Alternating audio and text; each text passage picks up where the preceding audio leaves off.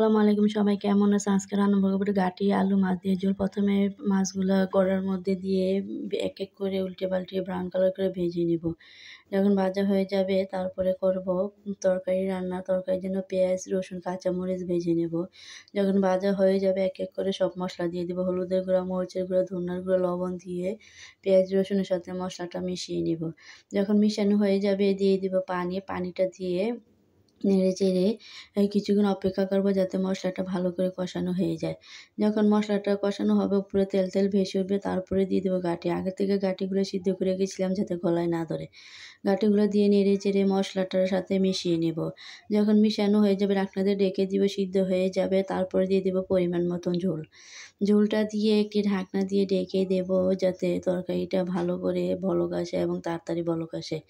যখন তাড়াতাড়ি বলক আসবে দিয়ে দিতে হবে আগে থেকে ভেজে রাখা মাছগুলা। এক এক করে দিয়ে দিব যাতে ভেঙে না যায়। তারপরে যখন দেওয়া হবে দিয়ে কিছুক্ষণ সিদ্ধ করব যাতে তরকারিটা হয়ে যায়।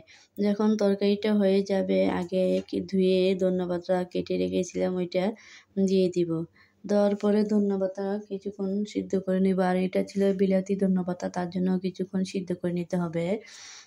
যখন সিদ্ধ করা হয়ে যাবে তারপরে তরকারির কালারটা যাতে সুন্দর আসে ওইরকম করব। তারপরে দিয়ে দিব জিরার গুঁড়া।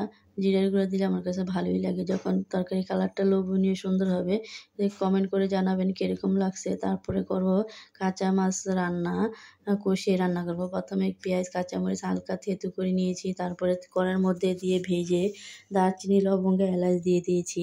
যখন পুরোপুরিভাবে ভাজা হয়ে যাবে পেঁয়াজটা তারপরে দিয়ে দিব লবণ।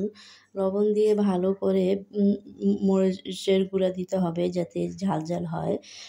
কারণ ঝাল ঝাল হলে মাছটা খেতে ভালো লাগবে। তারপর দিয়ে দিব ধনিয়ার গুঁড়া, জিরার গুঁড়া দিয়ে ভালো করে নেড়ে-চেড়ে পেঁয়াজের সাথে মিশিয়ে নিব। যখন মেশানো হয়ে যাবে দিয়ে দিতে হবে হালকা পানি।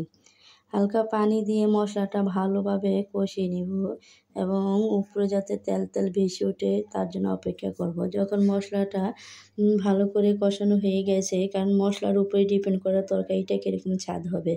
যখন কষানো হয়ে গেছে দিয়ে দিব এক এক করে সব মাছগুলো আস্তে আস্তে করে দেব যাতে ভেঙে না যায়। যখন মাছগুলা পুরোপুরিভাবে দেওয়া হয়ে যাবে একটি ঢাকনা দিয়ে ঢেকে দিব যাতে মাছটা সিদ্ধ হয়, কারণ মশলাটা মাছের ভিতরে যাতে যেতে পারে। যখন হয়ে যাবে উল্টিয়ে দিব। উল্টিয়ে দেওয়ার পরে আরও কিছুক্ষণ কষিয়ে নিব।